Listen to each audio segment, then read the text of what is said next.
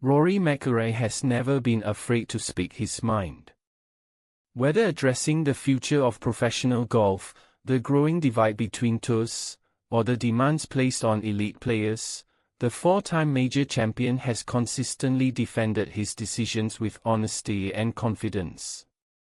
But this week at the 2026 Truist Championship, McIlroy found himself under intense scrutiny after skipping two consecutive signature events, and he responded to the criticism by invoking the name of one of golf's greatest icons, Tiger Woods.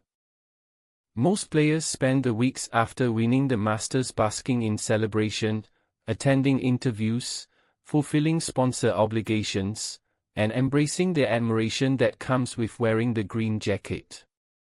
McIlroy, however, took a completely different approach. Instead of flooding his schedule with appearances, he disappeared from competition entirely.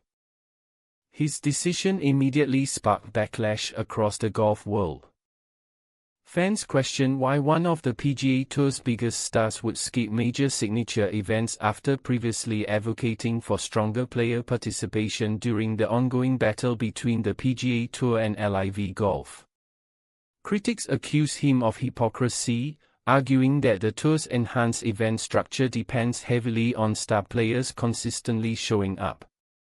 When McIlroy finally arrived at Quail Hollow Club this week, he knew the questions were coming.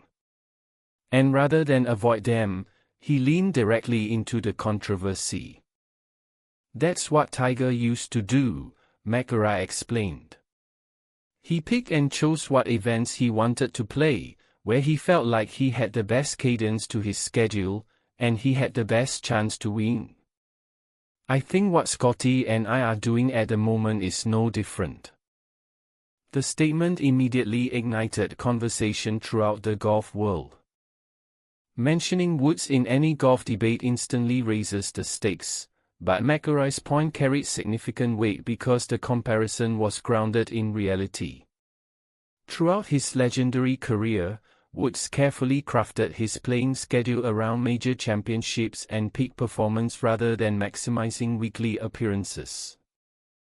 At the height of his dominance, Woods often skipped events that didn't fit his long-term preparation plans. One notable example came in 2020 when he bypassed both the WGC Mexico Championship and the WGC FedEx St. Jude Invitational to focus on maintaining his body and preparing for majors. The strategy frustrated some fans at the time, but few could argue with the results. Woods won 15 major championships by prioritizing quality over quantity, understanding better than anyone how physically and mentally demanding elite golf can be. McIlroy now appears to be embracing that same philosophy. The timing of his comments is particularly significant because he enters Quail Hollow fresh off another Masters triumph. After finally completing the career Grand Slam in 2025, many expected him to play an aggressive schedule while riding the momentum of his Augusta success. Instead, he stepped away from competition for several weeks. Yet McIlroy believes the results justify the decision. Winning at Augusta required immense emotional and mental energy. Rather than immediately jumping back into tournament play, he chose recovery, preparation, and refinement.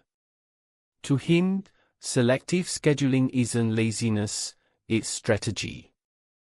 And he isn't alone. Scotty Scheffler, currently ranked world number 1, made a similar choice this week by skipping the Truist Championship entirely to focus on the upcoming PGA Championship at Aronimink. Scheffler explained that he prefers not to compete the week before a major because he wants to arrive fully prepared and capable of delivering his best golf. "When I show up at a tournament, I want to give it my best," Scheffler said. That mindset perfectly aligns with McIlroy's argument. For years, professional golf operated under the assumption that fans deserve to see the biggest stars compete as often as possible. The PGA Tour's signature event model was built precisely around that idea. Elevated purses, limited fields, and massive FedEx Cup points were designed to guarantee star-studded leaderboards every week. But reality is proving more complicated. The modern golf calendar is relentless. Between majors, signature events, FedEx Cup playoffs, Ryder Cup preparation, media obligations, sponsorship demands, and global travel, elite players face an exhausting schedule that stretches nearly year-round. McIlroy believes that asking players to compete every single week ultimately damages the overall product. "My argument is it would be great to get everyone playing every single week," he explained. "But I just don't think that's possible. The value is the platform, and if we can put across the best possible product, even if that means guys missing events here and there, I think that's the best way forward." His comments reveal an important shift in mindset among golf's biggest stars. Rather than measuring commitment purely through appearances, players are increasingly prioritizing performance quality and longevity. The thinking is simple: fans would rather see elite golfers fully prepared and performing at their peak than exhausted players simply checking boxes on the schedule. Still, the backlash against McIlroy hasn't disappeared. Part of the criticism stems from his earlier role during the PGA Tour LIV Golf conflict. McIlroy was one of the tour's loudest voices advocating for unity, loyalty, and increased player commitment. Many fans now view his skip events as contradictory to those previous statements. The criticism intensified because one of the events he skipped was the debut Cadillac Championship at Trump Doral, a tournament heavily promoted as part of the PGA Tour's enhanced future. To critics, missing their event undermined the very system McIlroy once defended. But internally, McIlroy appears completely comfortable with his decisions. His connection to Woods plays a major role in that confidence. The relationship between the two extends far beyond casual friendship. Over the last 2 decades, Woods has become both mentor and business partner to McIlroy. Together, they co-founded TMRW Sports and launched the innovative TGL Golf League, further strengthening their bond. Woods has also played a major role in shaping McIlroy's understanding of career longevity, preparation, and mental focus. That influence became especially visible after McIlroy's emotional Masters victory in 2025. After finally capturing the elusive green jacket and completing the career Grand Slam, one of the first messages he received came from Woods himself. The text reportedly read, "Welcome to the club, kid." It was a symbolic passing of the torch between 2 generations of golf greatness. Now, McIlroy is openly adopting some of the same philosophies that define Woods' legendary success. What makes the situation even more intriguing is the timing. McIlroy arrives at Quail Hollow as the overwhelming tournament favorite. The course has historically brought out his absolute best golf. He has already won 4 times at Quail Hollow and famously recorded a course record 62 during his first appearance there in 2010. The layout perfectly suits his aggressive driving and high ball flight, allowing him to attack holes that intimidate most of the field. With Scheffler absent this week and the PGA Championship approaching rapidly, many believe McIlroy has intentionally structured his entire season around this stretch.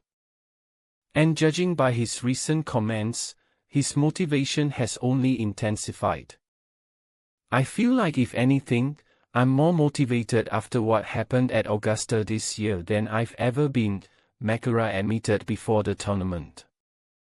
That statement caught many by surprise. Typically, players experience emotional letdowns after major victories, especially career-defining wins like the Masters. McIlroy, however, insists the opposite has happened. He described his 2025 Masters triumph as life-changing because it completed the career Grand Slam after years of heartbreak and pressure.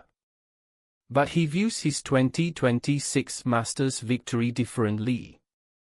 This one, according to McIlroy, represented validation. It confirmed that the work, discipline, and sacrifices were producing sustainable results rather than isolated success. That distinction matters because validation often fuels sustained dominance more than emotional relief. Importantly, his weeks away from competition were far from inactive. According to McIlroy, he took roughly 10 days off after Augusta before returning to practice alongside longtime coach Harry Diamond. Rather than relying heavily on launch monitors or technical data, the sessions focus almost entirely on feel and instinct. McIlroy specifically worked on the adjustments that helped him navigate Augusta National's pressure-packed closing stretch during his Masters victory. That preparation reflects a player fully invested in long-term success, not someone coasting on recent accomplishments. At 37 years old, McIlroy understands the importance of preserving both his body and mental sharpness. The days of playing every possible tournament simply to accumulate stats are gone. Instead, he appears committed to maximizing performance in the moments that matter most. Whether fans agree with the philosophy remains a divisive issue. Some believe signature events lose credibility when the game's biggest stars skip them. Others argue elite players have earned the right to control their schedules after years of grinding through overloaded calendars. But one thing is undeniable: when McIlroy does tee it up, expectations immediately rise. This week at Quail Hollow is no exception. The combination of course history, recent form, and growing motivation makes him the centerpiece of the tournament. And with another major championship just around the corner, the golf world is watching closely to see whether his carefully planned schedule delivers the results he believes it will. If McIlroy wins again, the criticism surrounding his skip events may quickly fade away. After all, Tiger Woods proved long ago that selective scheduling becomes much easier to defend when trophies keep piling up.